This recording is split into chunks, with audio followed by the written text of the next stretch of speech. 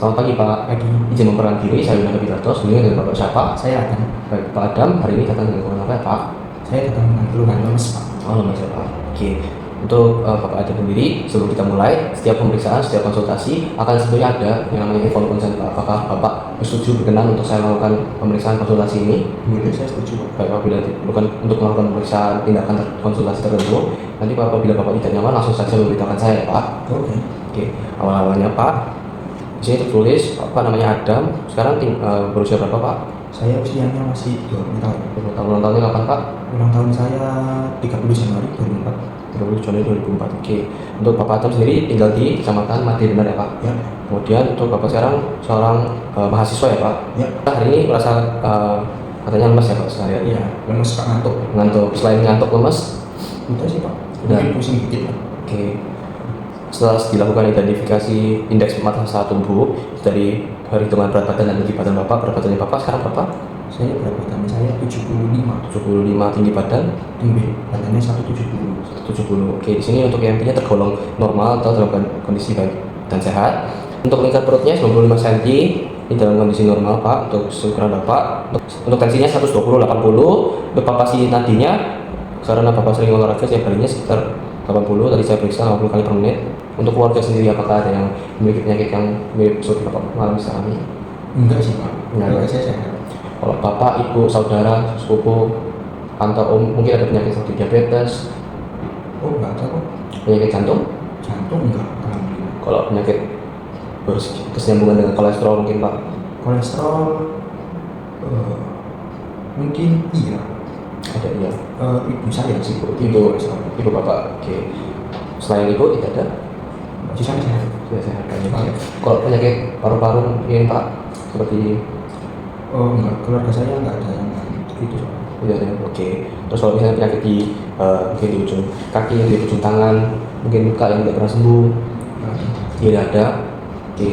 Untuk Bapak sendiri juga tidak ada ya? Ataupun pernah mengalami penyakit seperti serupa ya? Oke.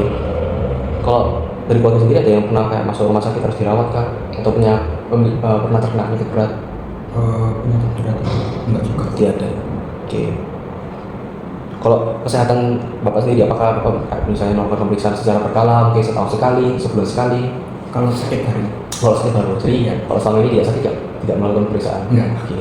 Kalau Bapak sendiri merokok? enggak, Minum alkohol? enggak, Enggak. Menggunakan obat-obatan yang tidak diperbolehkan? enggak juga. Menggunakan obat-obatan? Enggak, tidak ada uangnya, Kak. Oh. Untuk pola makannya sendiri gimana Pak sehari-hari sebagai mahasiswa? Kalau bisa makan ya makan. Kalau bisa makan, Tapi biasanya rutin 2 sampai 3 kali. rutin 2-3 kali. Kalau porsinya sendiri? Porsinya oke kok, biasa aja. Oke. Makannya sedikit soalnya. Tapi kalau yang minumnya gimana? Minumnya minumnya sore. Minumnya sering? Ya, Ini minum kopi, minum energy drink, air. paling kopi 1 kali sehari. Kalau kayak yang manis-manis seperti yang di vending machine atau di Indomaret mungkin Ya, 1 hari sekali. 1 hari sekali. Ya, pasti kampus saja. Pasti kampus saja. Tapi kalau makan cukup ya porsinya. Makan cukup. Kalau aktivitas fisik Pak sehari-hari seminggu mungkin Mungkin sering itu jogging. jogging Ya, jogging sekitaran kos. sekitar kos itu berapa kali seminggu sehari? Kadang 1 minggu itu 3. 1 minggu 3, Ya, 3 kalinya. 3 kali. Dan itu berapa lama Pak biasanya? Sore sih, biasanya jam berapa ya? Sampai hampir maghrib, berarti mungkin 1 jam 30 menit. 1 jam 20 menit dilakukan secara konsisten Kak Pak? Setiap bulan? Kalau 1 bulan ya tergantung, pokoknya jatahnya 1 minggu 3 kali, nanti enggak tentu jadwalnya. Baik, baik. Oke, untuk pengelolaan kalau Bapak sendiri setiap harinya gimana? Apakah terbebani dengan perkuliahan Bapak sehari-hari, mungkin tugas atau pekerjaan yang Bapak lakukan? Untuk tugas sih enggak sih, Kak. Lebih tepatnya ya enggak ada sih, cuma uang aja sih, Kak. Oh, tidak ada. Yang saya terbebani. Jadi kalau stres atau apapun dalam hidup santai saja. Nyantai banget. Nah, kalau berdasarkan hasil pemeriksaan dan juga hasil wawancara yang kita tadi lakukan ya Pak, itu mungkin selama ini keluhan yang Bapak alami ini kayak lemas tadi Bapak bilang berapa kali? Sering kali ya sepanjang hari ya? Maksudnya biasanya setelah makan. Setelah makan. Ya. Mungkin ini jatuhnya semuanya jatuh pada bagaimana Bapak bisa mengatur sehari-hari Bapak seperti apa lebih baik lagi dengan melakukannya secara sedikit lebih konsisten. Selama ini Bapak sendiri, kalau saya anggap sih dalam cakupan yang tidak buruk, tidak jauh-jauh buruk, dan juga sebenarnya baik, tapi tidak luar biasa baik. Dan untuk Bapak sendiri kebiasaannya sudah bagus, tetap ditingkatkan, tetap dipertahankan, dan ini dilakukan setiap hari ya Pak. Dan Bapak sendiri, apakah Bapak sudah barangkali mungkin sudah berniat untuk mencoba lebih berenergi, lebih bersemangat Pak dalam menghadapi keluhan Bapak ini yang lemes? Enggak sih Pak, biasanya saya dianin juga nanti tidur sendiri. Iya. Kalau tidur sendiri ini apakah mengganggu akhirnya kayak keseharian dari Bapak? Khususnya kayak soal perkuliahan, sosial. Maksudnya kelihatannya nggak mungkin nggak anu sih kalau misalnya nggak tahu pelajarannya apa sih Setidaknya kayak kehilangan sesi kuliah gitu. Iya. Jadi, tapi apa sendiri Bapak udah niat untuk ada niatan? Belum. Oke. Untuk barangkali dalam 1 bulan ke depan ini, Bapak ada tentunya katanya belum niat ya.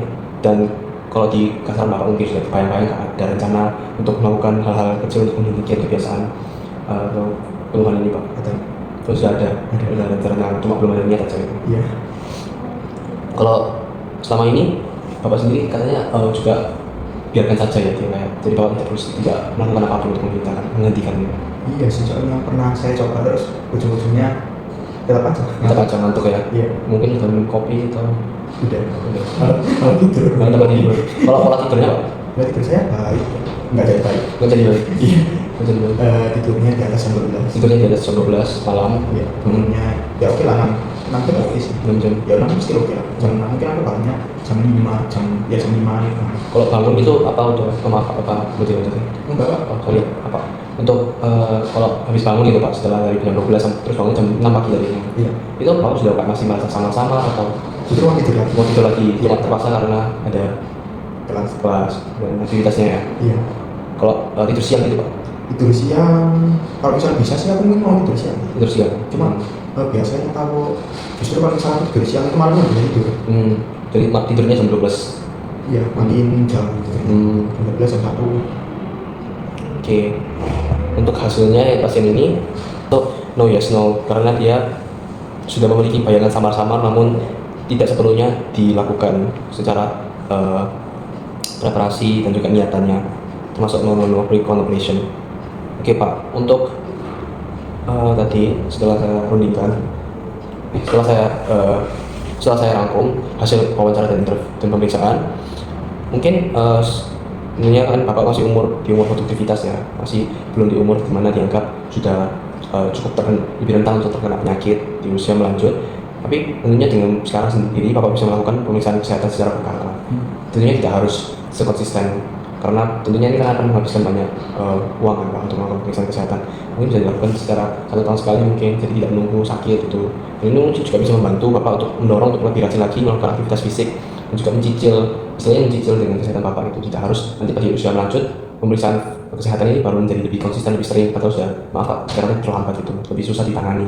Jadi mulai sekarang dengan usia produktif di kesehatan ini dicicil, disiapkan dengan baik, dan juga tentunya aktivitas fisik Bapak sudah dilakukan dengan baik, ya kan?